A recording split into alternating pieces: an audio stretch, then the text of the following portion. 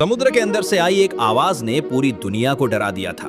1997 में वैज्ञानिक समुद्र के अंदर की आवाजें रिकॉर्ड कर रहे थे। तभी उन्हें एक अजीब और बेहद डरावनी आवाज सुनाई दी। ये आवाज इतनी शक्तिशाली थी कि हजारों किलोमीटर दूर तक रिकॉर्ड हुई। सबसे डरावनी बात, आज तक कोई नहीं जान पाया कि वो आवाज किसी जीव की थी या समुद्र में छिपी किसी रहस्यमयी चीज की।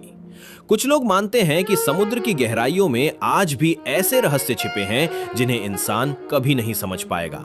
ऐसे खतरनाक और मिस्टीरियस फैक्ट्स के लिए अभी सब्सक्राइब करो।